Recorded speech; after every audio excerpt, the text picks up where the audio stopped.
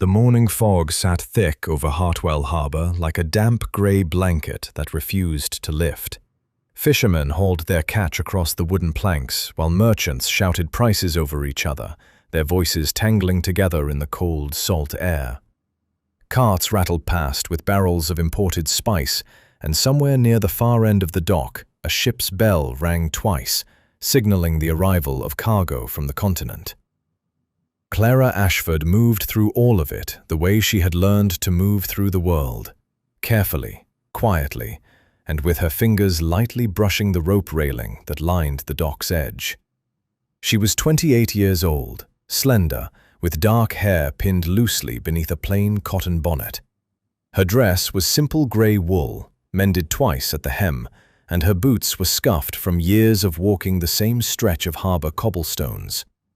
Over her shoulder hung a cloth satchel filled with dried lavender bundles and small linen sachets she stitched by hand each evening. She could not see a single thing, had not seen anything for 7 years.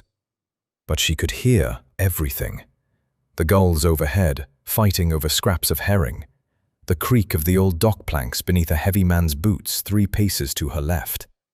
The particular whistle of the harbour master, Mr. Greer, calling his boy to fetch a manifest from the customs office. And somewhere close, very close, the low murmur of well-bred voices, the kind that belonged to gentlemen who had no ordinary business standing among fish crates and rope coils at 8:30 in the morning. Clara sold her sachets to the wives of shipping clerks and the occasional lady's maid who wandered down from the finer streets above the port. It was a modest trade, barely enough to keep her room at Mrs. Hadley's boarding house and put bread and soup on her table each night. But it was honest, and it was hers, and after everything that had happened to her, those 2 things mattered more than comfort. She knew the dock by memory, every plank, every gap, every spot where the wood had warped and risen after years of salt water and rain. She could walk the entire stretch from the chandler's shop to the fish market without a single stumble, which is why the loose board caught her completely off guard. Someone had replaced a section of planking overnight. New timber, different height, edges not yet worn smooth. Clara's boot heel caught the lip of it, and her body pitched forward with the kind of sudden lurch that left no time to catch herself. Her satchel swung wide. Sachets tumbled out and scattered across the dock. Clara braced for the hard slam of wood against her palms and knees. It never came. A firm hand caught her arm just above the elbow. Another steadied her shoulder.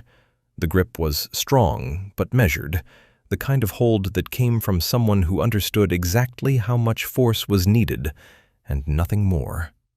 "Steady now," said a voice, deep, controlled. The accent was polished, the vowels rounded in the way only years of private tutoring and Oxford lecture halls could produce.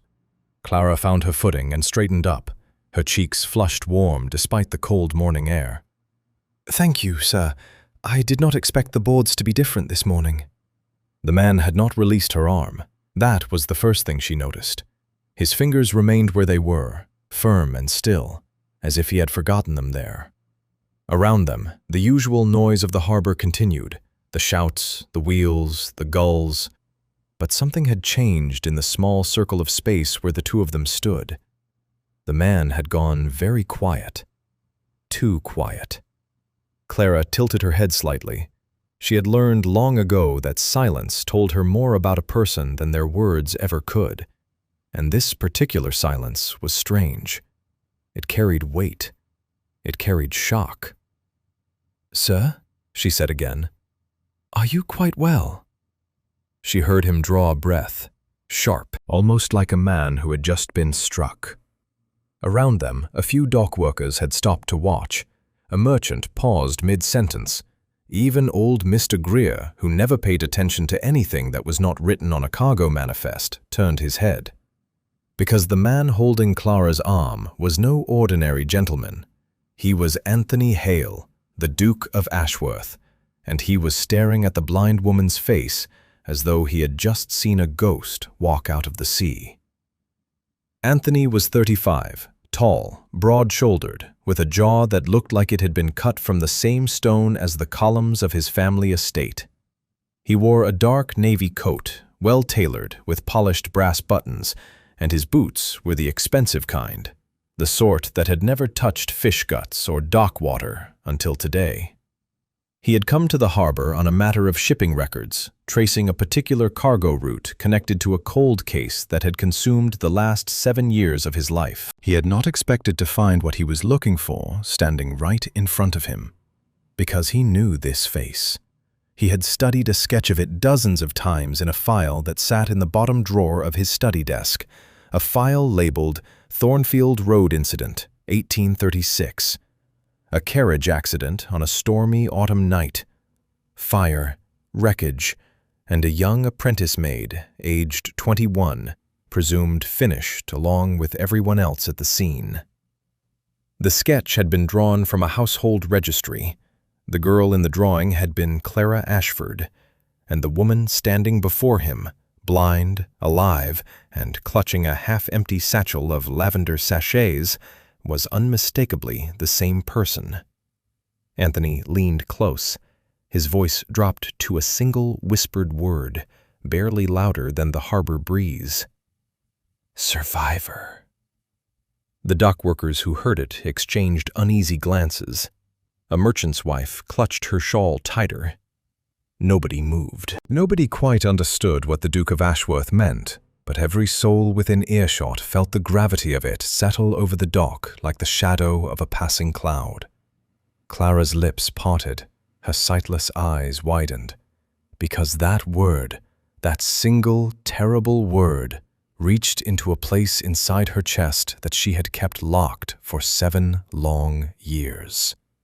"You know," she whispered. "You know about that night." Anthony finally released her arm. He stepped back half a pace and lowered his voice even further so that only she could hear him. "I know about the carriage, I know about the fire, and I know something was taken from that wreckage, something that belonged to my father." He paused. "Miss Ashford, I have spent 7 years believing every witness to that night was dead. I need you to come with me, somewhere quieter, somewhere safe." Clara stood perfectly still. The harbor noise swirled around her. The gulls, the shouts, the rattle of cartwheels on stone. She had spent 7 years building a small, careful life in this place, selling sachets, counting coins, keeping her head down and her memories locked away in the dark. And now a duke she had never met was standing in front of her, saying her name, calling her a survivor, and asking her to revisit the worst night of her life. She reached down, picked up one of the fallen lavender sachets from the dock, and tucked it back into her satchel. "Lead the way, Your Grace," she said quietly. "But walk slowly. I shall need to keep hold of your arm." The carriage ride took the better part of 2 hours. Clara sat with her hands folded in her lap, listening to the wheels shift from cobblestone to gravel to the soft-packed dirt of a country lane. The city noise fell away in layers. First the shouts and clanging of the harbor, then the rumble of busy streets, then the clatter of passing carts. By the time the horses slowed to a walk and turned through what sounded like a wide iron gate, the only sounds left were birdsong and the gentle rustle of old oak trees lining the drive. Anthony had said very little during the journey. He sat across from her in the carriage, and she could feel his attention, steady, watchful, the way a man studies something he is still deciding whether to trust. Clara did not blame him. She was doing the same thing with her ears. His breathing was even. His coat rustled when he shifted position, which was rarely. He smelled faintly of cedar and ink, the scent of a man who spent long hours in a room full of books and papers. Everything about him suggested discipline, the kind that came from years of chasing something without rest. A footman opened the carriage door. Anthony stepped out first and offered his arm. Clara took it and descended onto a gravel path that crunched beneath her boots in a satisfying, expensive way. The stones were small and evenly laid. Whoever maintained this estate did so with great care. "Welcome to Ashworth Hall," Anthony said. "My housekeeper, Mrs. Brennan, will see to your comfort. But first, if you are willing, I should like to speak with you in the study. There are things I must explain." Clara nodded. She let him guide her through a heavy front door that groaned on its hinges, across a marble entrance hall where their footsteps echoed high into what must have been a vaulted ceiling, and down a carpeted corridor that muffled all sound. The air changed as they entered the study, warmer, drier, carrying the rich scent of leather bindings and old paper. A fire crackled somewhere to her right. Anthony led her to a chair, deep, upholstered, the kind that welcomed a tired body, and she settled into it with a quiet sigh. She heard him cross the room. A drawer opened, papers shuffled. Then his footsteps returned, and he sat in the chair opposite hers. "7 years ago," he began. "On the 14th of October, 1836, a private carriage belonging to my father, the late Duke of Ashworth, was travelling along Thornfield Road during a storm. The driver lost control near the river bridge. The carriage overturned and caught fire from the lantern oil." Clara's fingers tightened on the arm of the chair. She said nothing. "My father was not inside the carriage that night. He had sent it ahead with certain personal effects, documents, clothing, and one item of considerable importance. A silver pocket chronometer, crafted in Geneva by the House of Breguet, commissioned specifically for the Ashworth family. It had been passed through 3 generations. My father treasured it above every other possession he owned." Anthony paused.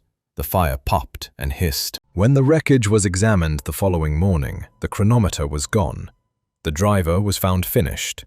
2 passengers, a merchant and his clerk, were also finished, and the young woman, an apprentice maid who had been riding along to deliver linens to a house further down the road, was listed among the finished. Her name was Clara Ashford. Clara exhaled slowly.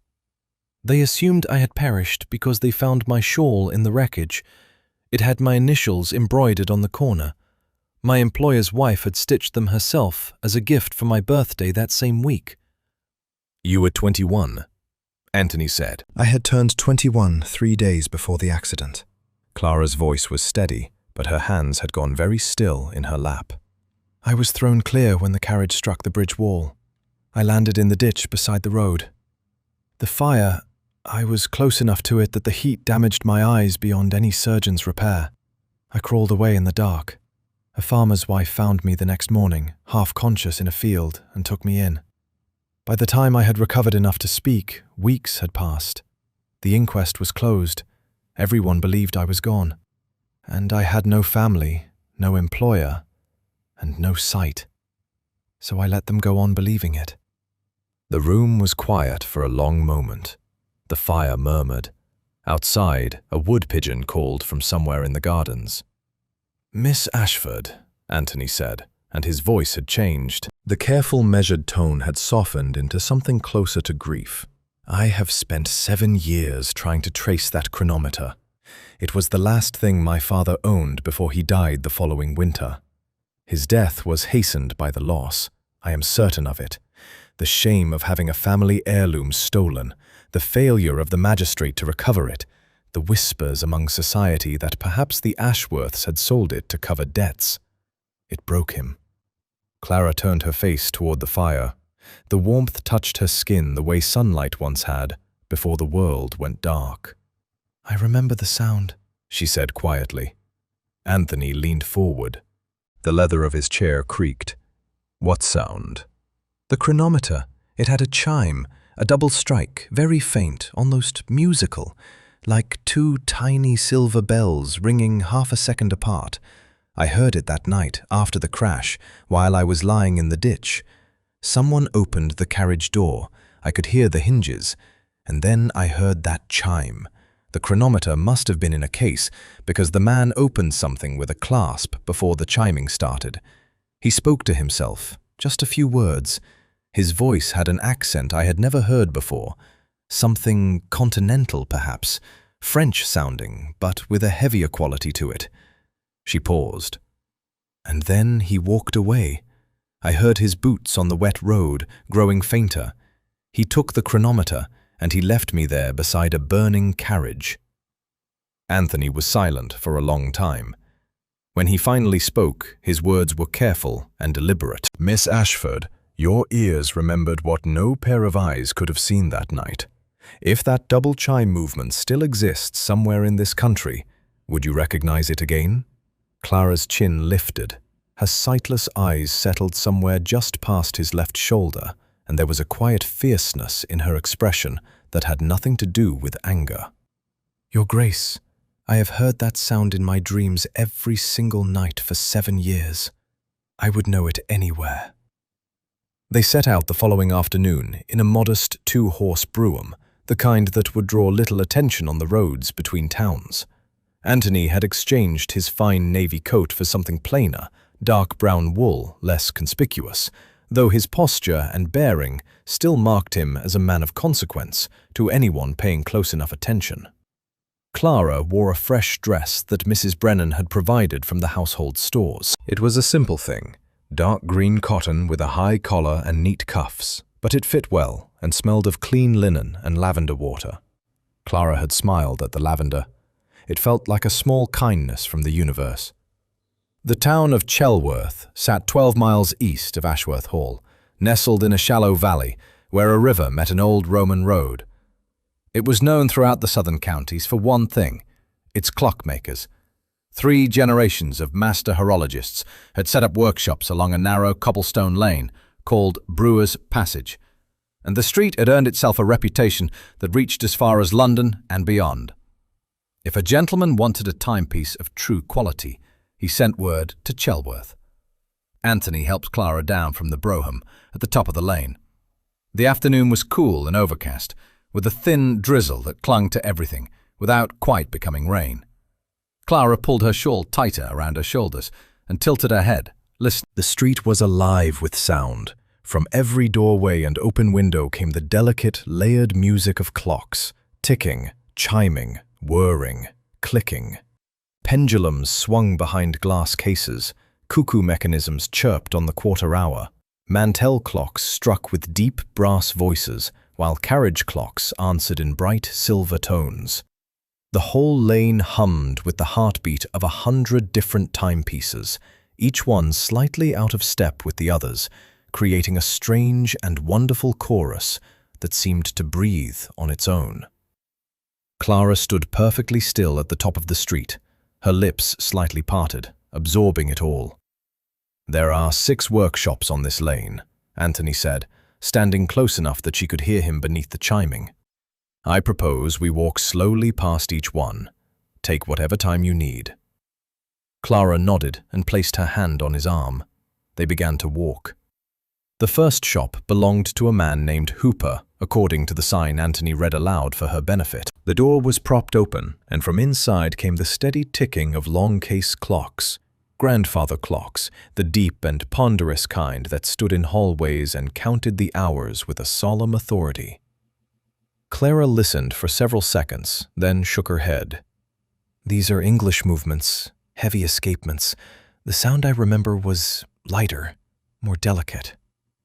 They moved on. The second shop was smaller, tucked between a stationer and a glove maker. A bell above the door rang as a customer stepped out carrying a wrapped parcel. Through the open doorway, Clara could hear the quick, bright chatter of pocket watches. Dozens of them, displayed on velvet trays, their tiny mechanisms clicking away like a room full of insects. She paused longer here, her brow furrowed in concentration. "Closer," she murmured. "The pitch is nearer to what I remember, but the chime is wrong. These strike once on the hour. What I heard that night was a double strike, 2 tones almost overlapping, with the second note pitched slightly higher than the first." Anthony watched her face as she listened. There was something extraordinary about the way she processed the world. Her expression shifted with every new sound the way a painter's eyes might shift with every new shade of light.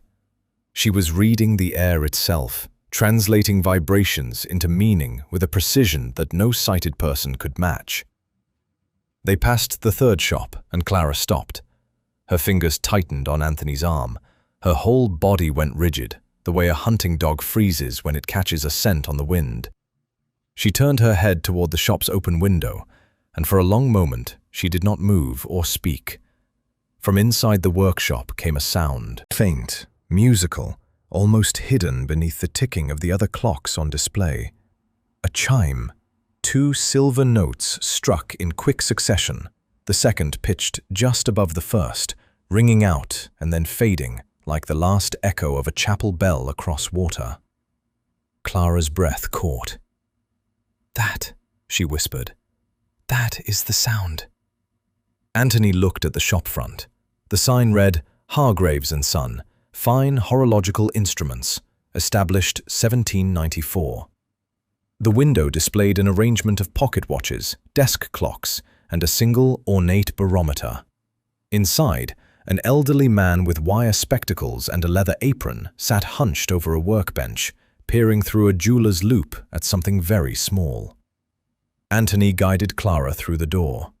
A bell chimed overhead, a single, ordinary note, and the old man looked up. "Good afternoon, sir, madam." He set down his loupe and straightened on his stool. "How may I help you?" "I could not help but admire the chiming mechanism on one of your display pieces," Anthony said, keeping his tone casual. "The double strike movement, most unusual. Is that a Swiss design?" The clockmaker's eyebrows rose with obvious pride. "You have a keen ear, sir. That is indeed a Swiss double chime movement, based on the Breguet principle, though I have refined the strike train myself. Very few craftsmen in England can produce it. I dare say fewer than half a dozen in all of Europe." "And have you sold many pieces fitted with that particular movement?" The old man chuckled. "Sold many? Sir, I have built exactly 4 in my entire career. Each one took the better part of a year to complete. They are bespoke commissions, every one of them." Anthony kept his voice easy, Conversational. "I do not suppose you recall who commissioned them." Hargraves removed his spectacles and polished them on his apron. "2 were ordered by a collector in Vienna. I never met the gentleman, only corresponded by letter. One was built for the late Duke of Ashworth, God rest him." He glanced at Anthony, and something flickered in his expression, a moment of recognition, quickly tucked away behind professional courtesy. "And the 4th was commissioned 6 years ago by Lord Stirling of Pemberton Park. A very particular gentleman. He wanted the case engraved with his family crest." Clara's hand had not loosened on Anthony's arm. If anything, her grip had grown tighter. Anthony placed his free hand briefly over hers, a quiet, steadying gesture. "Lord Stirling," Anthony repeated, as though the name meant very little to him. "Yes, I believe I have heard of the man." They thanked Hargraves and stepped back out into the drizzle. The clocks of Brewer's Passage continued their endless, layered conversation around them, ticking and chiming and counting the seconds as though nothing of importance had happened at all. But something had, and both of them knew it. The rain had thickened by the time they left Chelworth. What had been a fine drizzle now fell in steady, slanting sheets that drummed against the roof of the brougham and turned the country roads soft beneath the wheels. Anthony instructed the driver to make for the crossing, a coaching inn he knew along the turnpike road between Chelworth and the capital. It was quiet, respectable, and far enough from either town that their visit would attract no gossip. They arrived just as the last grey light of the afternoon was fading behind the hills. The inn was a handsome old building, red brick, ivy-covered, with a wide courtyard where the horses could be stabled and watered. Anthony secured a private suite with a sitting parlour and 2 separate bedchambers on either side, ensuring everything was proper. The innkeeper, a stout woman named Mrs. Poole, asked no questions beyond how long they intended to stay and whether they preferred mutton or beef for supper. "Mutton," Anthony said, "and whatever wine you have that is not terrible." Mrs. Poole gave him a look that suggested she had strong opinions about the quality of her wine cellar, but she held her tongue and showed them upstairs. The private parlour was small and warm, with a low ceiling crossed by dark timber beams and a fire already crackling in the hearth. A round table had been set near the window, though the curtains were drawn against the weather. 2 candles burned on the mantelpiece, casting long amber shadows across the whitewashed walls. It was the kind of room that made the outside world feel very far away. Clara settled into her chair and let the warmth of the fire reach her face. The tension she had been carrying since Brewer's passage had begun to loosen, though her thoughts were still turning over the name the clockmaker had given them. "Lord Stirling," she said, once Poole had closed the door behind her. "You know him." Anthony sat across from her and pulled his chair closer to the table. "I know of him. He is a collector. Paintings, antiquities, rare instruments. His estate at Pemberton Park houses one of the largest private collections in the county. He inherited well and married wealthier. Society regards him as a man of taste and refinement." "And what do you regard him as?" Anthony was quiet for a moment. "I regard him as a man who was in the district on the night of the 14th of October, 1836. I checked the county records 2 years ago when I was following a different lead. Stirling had attended a horse auction in the neighboring parish that same week. His name appeared in the sale register." Clara folded her hands on the table. "So he was close to Thornfield Road that night." "Close enough." The mutton arrived, along with roasted potatoes, buttered parsnips, and a bottle of claret that turned out to be rather better than Anthony had expected. Mrs. Poole served them herself and left a covered dish of bread pudding on the sideboard for afterwards. Clara ate slowly, carefully, the way she did everything, her fingers finding the edges of her plate, her knife and fork moving with a quiet competence that came from years of practice. Anthony watched her for a moment, then looked away, aware that staring at a woman who could not see him watching felt uncomfortably close to an intrusion. "May I ask you something?" he said, after a stretch of comfortable silence, broken only by the clink of cutlery and the murmur of the fire. "You may." "After the accident, after you lost your sight, how did you manage? You said you had no family, no employer. You were 21 years old, alone, and the world believed you were finished." Clara set down her fork. She turned her face toward the fire, and the candlelight caught the edge of her profile, the curve of her jaw, the line of her throat, the small scar just below her left ear where a piece of burning timber had grazed her that night. "The farmer's wife who found me was called Mrs. Tudge. She kept me in her cottage for nearly 3 months while my burns healed, and I learned that my blindness was permanent. She was a kind woman, but poor, and she could not feed me forever. When I was strong enough to walk, I made my way to the nearest town and found a room in a boarding house. I paid my first week's rent by mending stockings. My fingers still worked, even if my eyes did not." She reached for her glass of water and found it with practiced ease. "I discovered that the world tells you a great deal if you are willing to listen. Footsteps tell you the weight and mood of the person approaching. The direction of the wind tells you which streets will be sheltered from the rain. The sound of a market stall tells you whether the merchant is honest or whether he is rearranging bruised fruit to hide it from customers." A faint smile crossed her face. "I started making lavender sachets because the harbor women wanted something to mask the smell of fish in their cupboards. It was a small living, but it kept me upright." Anthony leaned back in his chair. "You built an entire life from nothing. Most people with every advantage in the world could not claim the same." Clara shook her head gently. "I survived. That is a different thing from building. I kept myself fed and sheltered, and I kept my pride, but I would not call it a life, Your Grace. A life requires a future, and I stopped thinking about the future a long time ago." The fire had settled into low, glowing embers. Outside, the rain had softened to a whisper against the window panes. Somewhere below, Mrs. Poole was bolting the front door for the night. Anthony refilled his wineglass and stared into it. "My situation has been different, I know. I have land, a title, means. But the last 7 years have been their own kind of blindness. I could see everything around me, and none of it mattered. Every dinner, every ball, every session with the family solicitor, all of it felt hollow, because I knew that somewhere out there, My father's honor was sitting in a thief's pocket. He set the glass down. I promised him, Miss Ashford. On his deathbed, I promised him I would find the chronometer and bring it home. And until today, I had nothing.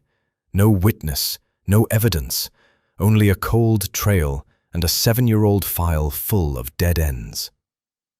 Clara was quiet for a long time. The embers ticked and settled in the grate. "Then we had better make certain Lord Stirling does not hear we are coming," she said. Anthony looked at her, this woman who had lost everything on the same night his family lost its most precious possession, who had rebuilt herself from ashes with nothing but her hands and her hearing, and who was now sitting across from him in a country inn, offering to help him finish something she had no obligation to finish. "No," he agreed. "He must not hear a thing." Anthony left the crossing before dawn. The rain had passed overnight, and the morning broke pale and clear, with a thin frost silvering the hedgerows along the turnpike. He rode alone on horseback rather than taking the brougham, faster, quieter, and less likely to be remembered by anyone who might later be asked questions. Clara remained at the inn under Mrs. Poole's watchful care. Anthony had spoken privately with the innkeeper before departing, explaining only that his companion was a woman of good character who required rest and discretion. Mrs. Poole, who had run the crossing for 22 years and had sheltered everyone from eloping daughters to fleeing debtors, simply nodded and said she would see to it that Miss Ashford had fresh tea and warm bread whenever she wished. The ride to the capital took 3 hours at a steady canter. Anthony stabled his horse at a livery near the old cathedral quarter and walked the remaining distance on foot through streets that were already filling with the morning traffic of clerks, barristers, and merchants making their way to offices and counting houses. His destination was the worshipful company of horologists, a guild hall tucked behind a row of Georgian townhouses on a street so narrow that the upper stories on either side nearly touched. The building was old, its stone facade darkened by decades of coal smoke, but the brass plaque beside the door was polished to a mirror shine. Anthony had visited twice before during earlier stages of his investigation, and the guild's chief archivist, a meticulous old gentleman named Mr. Fellows, remembered him well. "Your Grace," Fellows said, rising from behind a desk buried under catalogues and loose correspondence. He was a thin man, stooped at the shoulders, with ink-stained fingers and spectacles so thick they made his eyes look like 2 pale moons. "A pleasure to see you again. I trust your interest in horology has not diminished." "It has sharpened considerably," Anthony said. "I need access to the commission ledgers for bespoke Swiss movements, specifically anything recorded between 1830 and 1840 involving the double-chime strike train based on the Breguet principle." Fellows blinked twice, slowly, the way a man does when he is deciding whether to be impressed or concerned. "That is a very particular request, Your Grace." "I am a very particular man, Mr. Fellows." The archivist led him through a heavy oak door and down a stone staircase into the guild's lower archives, a long, vaulted cellar lined from floor to ceiling with leather-bound ledgers, each one labeled by year, maker, and region. The air was cool and dry, thick with the smell of old paper and binding glue. Gas lamps burned low along the walls, casting a yellow light that made the spines of the ledgers glow like rows of golden teeth. Fellows pulled 3 volumes from the shelves and laid them open on a wide reading table. "These cover all bespoke commissions registered with the guilds between 1828 and 1842. Swiss movements will be listed under the continental section of each year. I should warn you, the entries are thorough. Each commission includes the maker's name, the buyer's name, a description of the movement, and the date of completion." Anthony thanked him and sat down to work. The next 4 hours passed in near silence. Anthony turned pages with the slow, deliberate patience of a man who understood that the answer he needed might be hidden in a single line among thousands. His eyes moved across columns of copperplate handwriting, names, dates, technical descriptions, costs, searching for the specific combination of details that would connect Lord Stirling to the stolen chronometer. He found the first relevant entry just before noon. In the 1833 ledger, under the heading Continental Commissions, Swiss, a neat hand had recorded the following: 1 double-chime pocket chronometer, Breguet pattern strike train, silver case, commissioned by the estate of the Duke of Ashworth through the workshop of Hargreaves and Son, Chelworth, completed March 1834. This was his father's piece, the heirloom that had vanished on Thornfield Road. Anthony copied the entry into his notebook and kept reading. The second entry appeared in the 1837 ledger, 1 year after the accident. A double-chime pocket chronometer, Breguet pattern strike train, gold and silver case with engraved family crest, commissioned by Lord Edward Stirling of Pemberton Park through the same workshop of Hargreaves and Son. Completed September 1837. Anthony sat back in his chair and stared at the page. The dates told a story of their own. Stirling had commissioned his own double-chime chronometer less than a year after the Ashworth piece had disappeared. A man steals a rare and beautiful watch from a burning carriage, keeps it hidden, and then, unable to resist the craftsmanship, commissions an identical movement for himself so that he can carry the sound openly without suspicion. It was clever, dangerously clever, because if anyone ever heard the double chime coming from Stirling's waistcoat pocket, he could simply produce his own legitimately commissioned piece and claim ignorance of any other. Which meant that Lord Stirling almost certainly still had both chronometers, his own and the stolen Ashworth heirloom. Anthony copied the second entry, closed the ledger, and returned upstairs. He thanked Fellows, left a generous donation to the Guild's Preservation Fund, and stepped back out into the midday bustle of the capital. Standing on the narrow street with his notebook in his breast pocket, Anthony allowed himself a moment of stillness. The pieces were falling into place with a terrible clarity. He had a witness who could identify the sound. He had a craftsman who could confirm the rarity of the movement. And now he had a paper trail. 2 commissions, same maker, same mechanism, one belonging to his father, and one belonging to the man who had very likely stolen it. What he did not yet have was proof that Stirling possessed the Ashworth chronometer. For that, he needed Clara's ears one more time. He mounted his horse and turned south toward the crossing, riding fast through the autumn countryside while the afternoon light slanted gold across the stubble fields. There was a plan forming in his mind, something careful, something quiet, something that would bring Lord Stirling and Clara into the same room without Stirling ever suspecting why. By the time he reached the inn, the sun was touching the tops of the western hills, and he knew exactly what he was going to do. The Royal Botanical Gardens occupied a sprawling estate on the eastern edge of the capital, where the city's smoke and noise gave way to open parkland and carefully tended grounds. At its center stood the great conservatory, an enormous glasshouse of iron and crystal that rose from the lawns like a cathedral made of light. Inside, tropical palms pressed their fronds against the glass ceiling. Orchids bloomed in colors that had no business existing in an English autumn, and the air hung warm and humid, carrying the scent of a dozen foreign countries all tangled together. It was the kind of place where society's finest came to be seen, and Lord Stirling, as Anthony had learned through careful inquiry, visited every Thursday afternoon without fail. Anthony had spent the previous evening preparing Clara.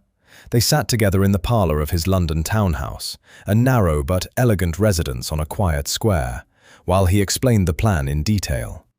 Clara would accompany him to the conservatory under the guise of a charitable outing. Anthony would introduce her as a woman he was assisting through his family's philanthropic trust, a blind artisan with a keen interest in botanical fragrances. It was believable, unremarkable, and would give Clara every reason to stand close to the plants, with her head tilted as though she were inhaling their scent, when in truth she would be listening to everything around her.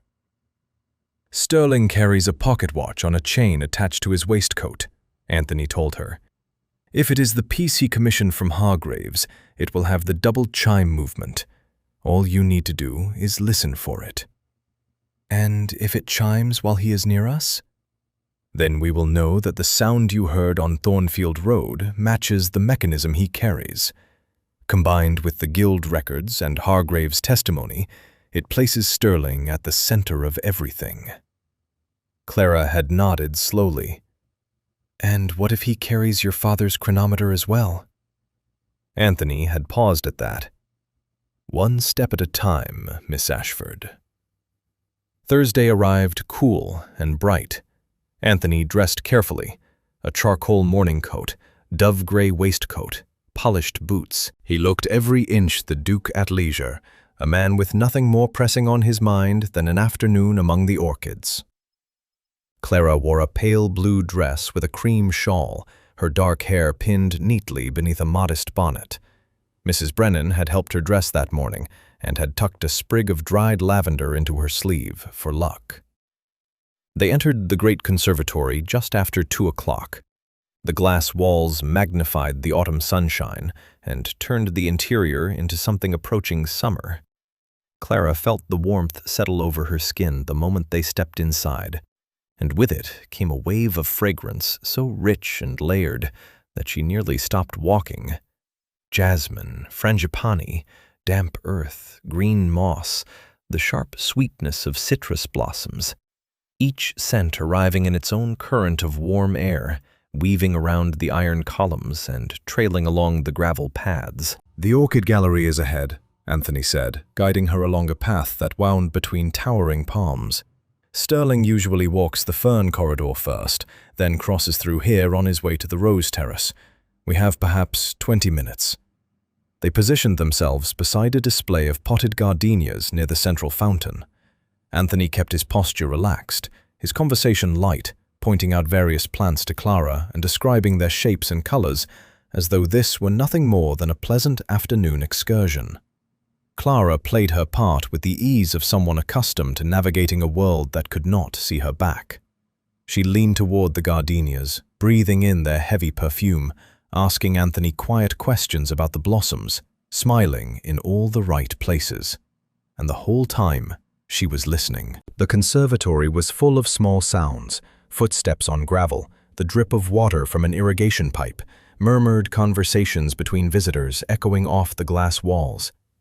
Clara filtered through each one the way a jeweler sorts through a tray of stones, discarding what was ordinary, searching for the one thing that would catch the light. At 12 minutes past 2, she heard new footsteps approaching from the fern corridor. The stride was confident, measured, belonging to a man of medium build who wore hard-soled shoes, the expensive kind, with leather heels that clicked against stone. A walking cane tapped lightly at his side, more for show than necessity, and with each step came a faint, rhythmic shifting of metal, a watch chain swaying against the buttons of a waistcoat. "Good afternoon, Ashworth." The voice came from 10 paces away and closed the distance with the easy familiarity of a man who considered himself everyone's social equal. It was a rich voice, well practiced, with a faintly continental polish to its consonants, the kind of accent a man might acquire after spending too many seasons on the continent and enjoying it thoroughly. Clara's breath stopped in her chest. She knew that voice. She had heard it once before, 7 years ago, through a haze of pain and smoke, speaking a few short words to itself while rain hammered down on a burning carriage. "Sterling," Anthony replied, his tone perfectly friendly. "What a pleasant surprise. Enjoying the collection?" "Always. The new shipment of Javanese orchids is rather spectacular." Sterling's footsteps stopped. He was close now, close enough that Clara could hear the faint creak of his leather gloves as he adjusted his grip on the cane. "And who is your charming companion?" "Miss Clara Ashford, a talented artisan I am assisting through the family trust. She has a remarkable gift for identifying botanical scents." "How delightful." Sterling's voice carried the smooth warmth of a man well accustomed to polite company. A pleasure to meet you, Miss Ashford. The pleasure is mine, Lord Sterling, Clara said. And then it happened.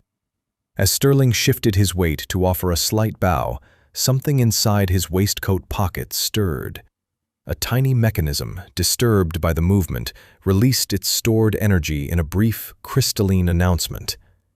2 silver notes.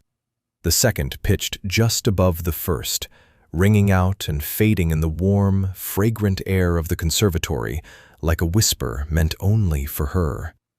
Clara's fingers found Anthony's forearm and pressed down, once, firmly, deliberately. Anthony did not flinch. He continued smiling at Lord Sterling, remarked on the quality of the Javanese orchids, and suggested they must all visit the Rose Terrace before the afternoon grew too late. But beneath his calm exterior, something had shifted into place with the finality of a lock turning shut. They had their man. Anthony waited 2 days. He could have moved sooner. Every instinct in him wanted to ride straight to Pemberton Park and confront Sterling in his own drawing room. But Anthony had not spent 7 years on this trail by acting on impulse. Haste made mistakes, and mistakes gave clever men room to maneuver. Lord Sterling was nothing if not clever. So Anthony spent those 2 days making quiet arrangements. He sent word to his estate bailiff, a broad-shouldered former military man named Crawley, instructing him to assemble 3 trusted men and meet him at the crossroads south of Pemberton Park on Saturday evening. He visited Hargraves in Chelworth one more time and obtained a signed declaration from the clockmaker, confirming the details of both commissions. The Ashworth chronometer, completed in 1834, and the Sterling piece, completed in 1837. He retrieved his copies of the Guild ledger entries from his notebook and had them witnessed by a solicitor in the capital. And he wrote a single letter to the county magistrate, sealed it, and left it with his London housekeeper with instructions to deliver it on Monday morning, unless Anthony sent word otherwise. Everything had to be airtight. Sterling was wealthy, well-connected, and respected. If Anthony accused him publicly without overwhelming proof, the scandal would swallow the Ashworth name whole and leave Sterling untouched. Society had a short memory for the sins of rich men, and a long memory for the failures of those who accused them. Clara remained at the London townhouse during these preparations. She spent her time in the small walled garden behind the kitchen, sitting on a stone bench among the rose bushes, her fingers working steadily at a new batch of lavender sachets she had asked Mrs. Brennan to supply materials for. The housekeeper had taken to Clara with a warmth that surprised even Anthony. The 2 women shared tea each afternoon, and Mrs. Brennan had quietly begun teaching Clara the layout of the house, the number of steps between rooms, the position of furniture, the location of every door handle and banister. On Saturday afternoon, Anthony came to find Clara in the garden. She heard his footsteps on the gravel path and set down her needlework. "It is today," she said. It was a statement, not a question. "This evening, Sterling is dining at the Hartwell estate tonight. He always takes the same route home, south along the Pemberton Road, through the woods past St. Anne's Chapel. The stretch between the chapel and the river bridge is quiet, no cottages, no farm lanes, just open road and hedgerow." Clara was still for a moment. "And you want me there?" "I need you there, Miss Ashford. Sterling will deny everything unless he is confronted with all the evidence at once, the documents, the clockmaker's testimony, and the witness who heard his voice and the chime on Thornfield Road. If any single piece is missing, he will find a crack to slip through." Clara stood from the bench and brushed a stray leaf from her sleeve. "Then I had better change into something warmer. Mrs. Brennan says the evenings have turned sharp this week." They departed at 5:30 in a closed carriage, traveling south through the fading afternoon light. Crawley and his 3 men had gone ahead on horseback and would be waiting at the appointed spot. Anthony sat across from Clara in the carriage and studied her face in the dimming light. She appeared calm, hands folded, shoulders straight, her expression carrying the steady composure of a woman who had already survived the worst thing that could happen to her, and found everything after it rather manageable by comparison. "Are you afraid?" he asked. Should I be? Sterling is a proud man. Proud men can be unpredictable when cornered. Clara turned her face toward the window, though the gesture was born of habit rather than any expectation of seeing what lay beyond the glass. I have been living in the dark for 7 years, Your Grace. I learned very early that fear is a luxury for people who can see danger coming. The rest of us simply deal with whatever arrives. They reached the crossroads at 7:15. The last light had drained from the sky, leaving behind a deep blue dusk that smelled of wet leaves and cold earth. Crawley was waiting beneath an old elm tree with his men, 4 solid figures on horseback, their breath clouding in the evening chill. Anthony stepped out of the carriage and spoke briefly with Crawley, confirming positions. 2 men would stand at either end of the road to ensure privacy. Crawley himself would remain beside the carriage. The wait lasted 40 minutes. Clara sat in the carriage with the door open, listening to the night. An owl called from the woods. A fox moved through the undergrowth somewhere to the south. And then, distantly, the sound she had been expecting, the rhythmic clatter of hooves and the rattle of carriage wheels on packed earth growing steadily louder. Anthony stepped into the center of the road. Sterling's carriage came around the bend at a trot, its lamps casting 2 wavering circles of yellow light across the dark road. The driver saw the figure standing in his path and pulled the horses up short. The carriage rocked to a halt. A moment of silence. Then the door opened, and Lord Sterling stepped down onto the road, his walking cane in one hand, and an expression of sharp irritation on his face. What is the meaning of this? Ashworth? His irritation shifted into something more guarded as he recognized Anthony in the lamplight. Good God, man! What are you doing standing in the road at this hour? Anthony did not raise his voice. He spoke with the kind of quiet authority that came from absolute certainty. Lord Sterling, on the night of the 14th of October, 1836, a carriage belonging to my father overturned on Thornfield Road. During the confusion of the fire, a silver pocket chronometer, a brigade double-chime movement crafted by Hargraves of Chelworth, was taken from the wreckage. He reached into his coat and produced the folded documents.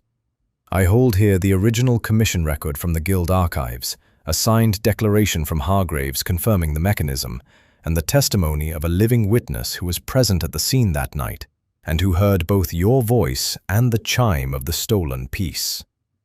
Sterling's face had gone very still. His gloved fingers tightened around the head of his cane. Anthony turned toward the carriage and extended his hand. Clara took it and stepped down onto the road. The night air pressed against her face, cold and sharp, carrying the scent of damp hedgerow and the faint warmth of the carriage lamps. Miss Ashford, Anthony said, would you tell Lord Sterling what you heard on Thornfield Road the night of the 14th of October?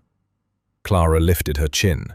Her sightless eyes settled somewhere in the darkness beyond Sterling's left shoulder, and when she spoke, her voice carried the quiet, unshakable certainty of a woman who had replayed this moment 10,000 times in the dark.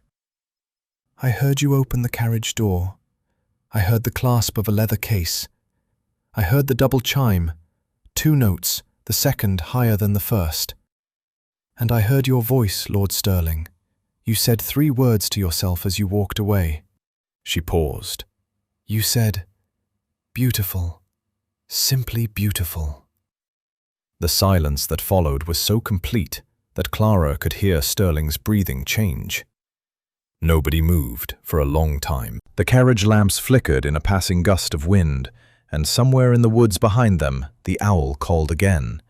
2 low, hollow notes that drifted across the road and disappeared into the dark.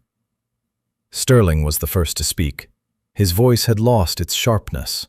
What remained was something flatter, quieter, like a man whose armor had just been unbuckled and dropped at his feet.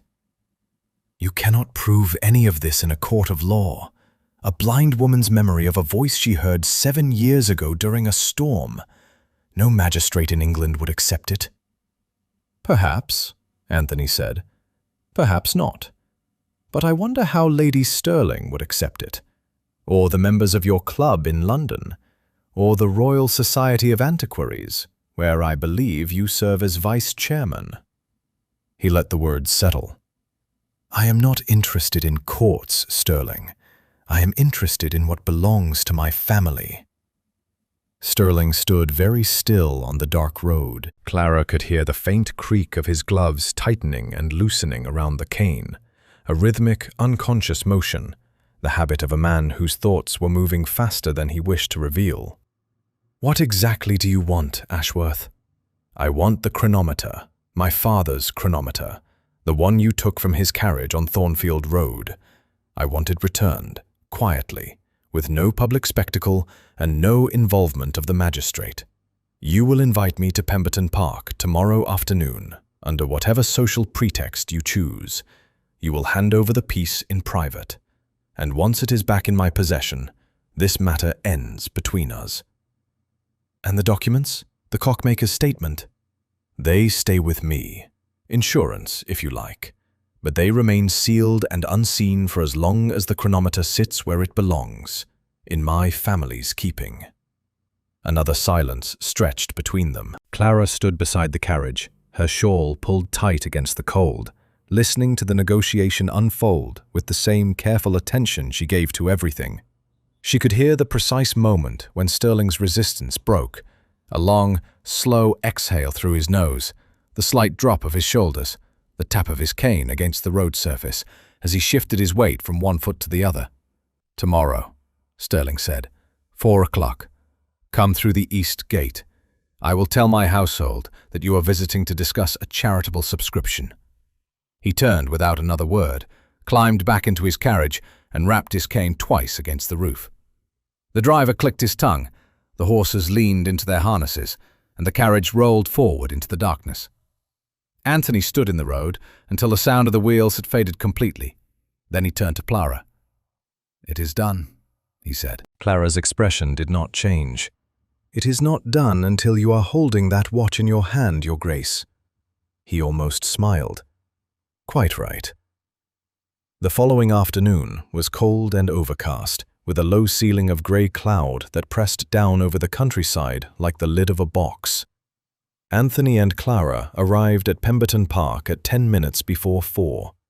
The east gate opened onto a long gravel drive lined with bare chestnut trees, their branches black and sharp against the pale sky.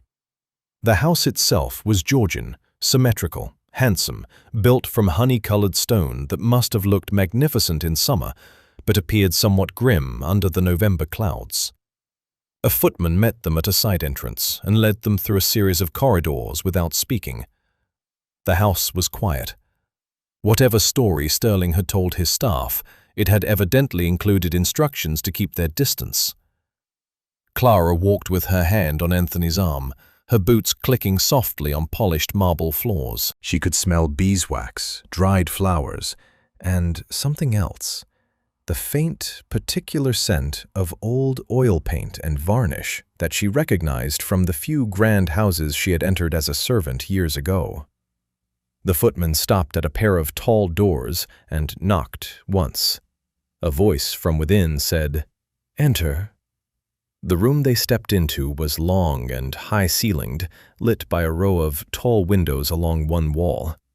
Clara could feel the space around her, the way sound moved differently in a large room, bouncing off distant walls and returning a half-second later. Anthony described it to her in a low murmur as they walked inside. Paintings in gilt frames, marble busts on pedestals, a glass-topped display case running the length of the far wall, filled with watches, instruments, miniature portraits, and curiosities collected over decades. Sterling stood at the far end of the gallery beside the display case.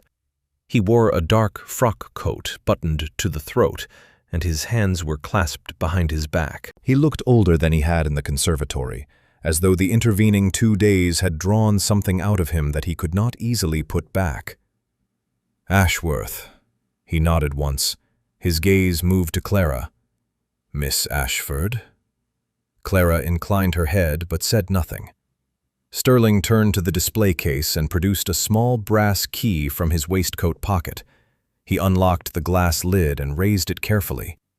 Then he reached inside and withdrew an object that he held for a moment in his open palm, studying it, perhaps, one final time. "My father collected beautiful things," Sterling said quietly. "He taught me to appreciate craftsmanship above all else. When I came upon the wreckage that night, the carriage was already burning. I could hear the fire and the rain and nothing else. I thought everyone inside was finished. The door had come loose, and I could see the case lying on the floor of the cab. I took it because I could not bear to watch something so exquisite be destroyed by fire."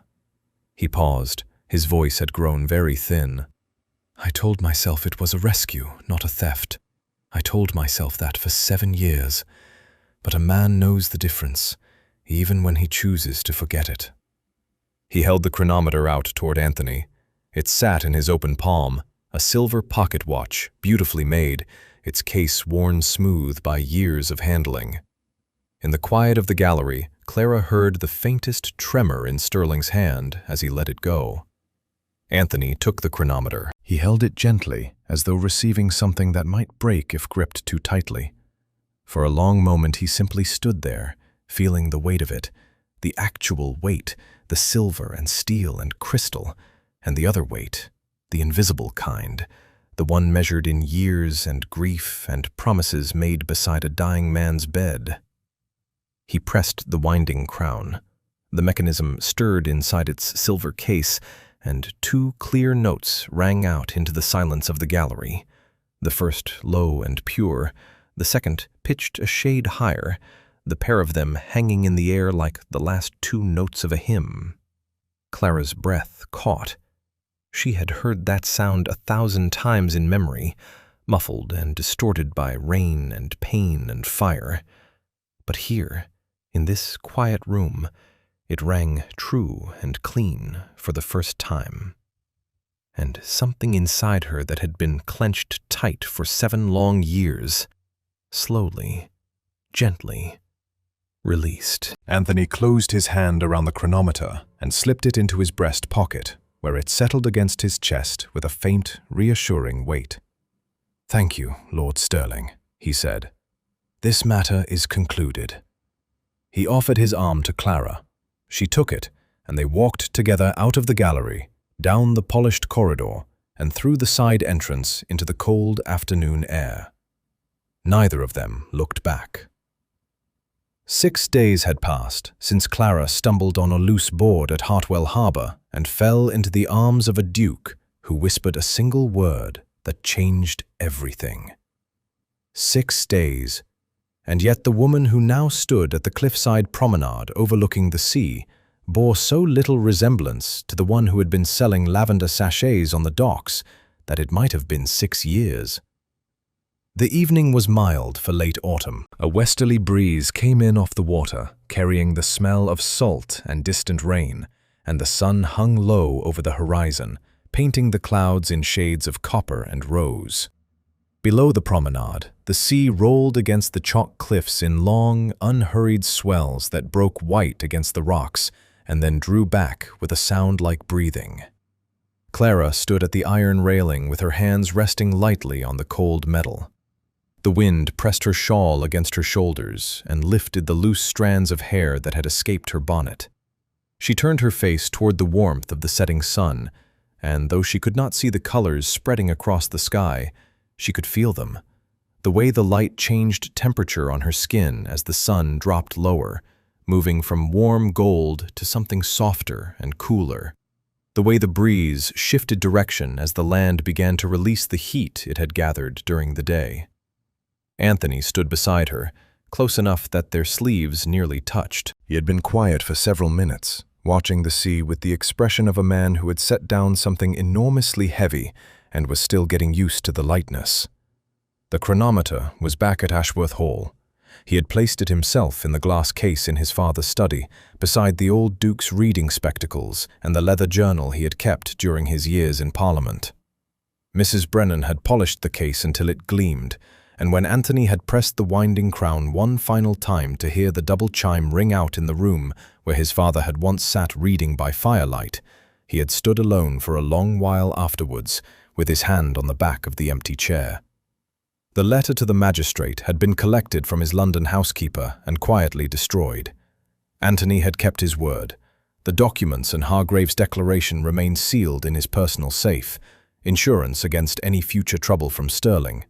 But the matter itself was closed. No scandal, no courtroom, no public ruin for either family. The chronometer was home, and that was enough. What had surprised Anthony, what he had not anticipated at all during those 7 years of searching, was that the resolution of the mystery had not filled him the way he had expected. The relief was genuine and deep, and he was grateful for it. But standing here on the promenade, with the sea stretching out before him and the case finally closed, he found that his thoughts kept turning to something else entirely. They kept turning to Clara. "I spoke with Mrs. Brennan this morning," he said, breaking the comfortable silence between them. "She tells me you identified 14 different herbs in the kitchen garden by scent alone, including 3 that she herself had forgotten were planted there." Clara smiled. Mrs. Brennan is a wonderful cook, but she has been neglecting her marjoram. It has gone rather wild along the south wall. She also mentioned that you reorganized the dried herb stores in the still room and suggested a better method for preserving the rosemary. The old method was perfectly adequate. I simply thought that hanging the bundles closer to the chimney breast would draw the moisture out more evenly. Clara paused.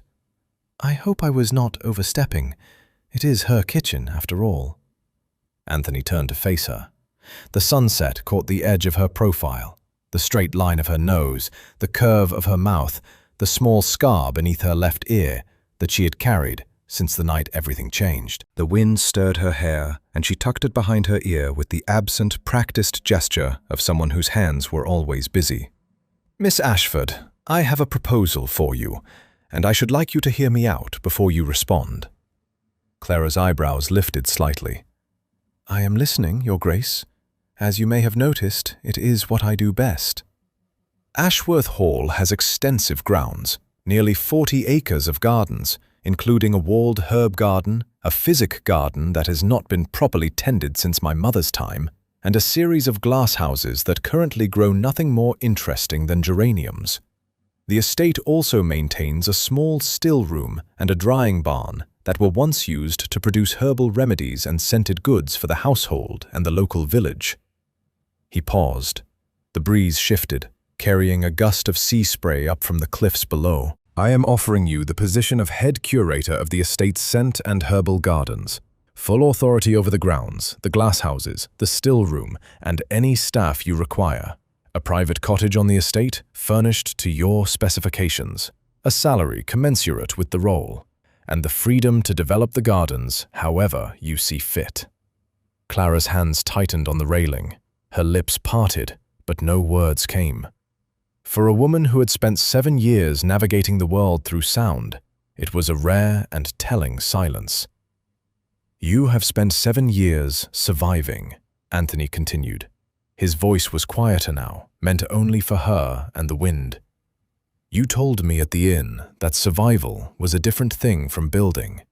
I believed you then, and I believe you now. This is a chance to build something, Miss Ashford. Something that belongs to you."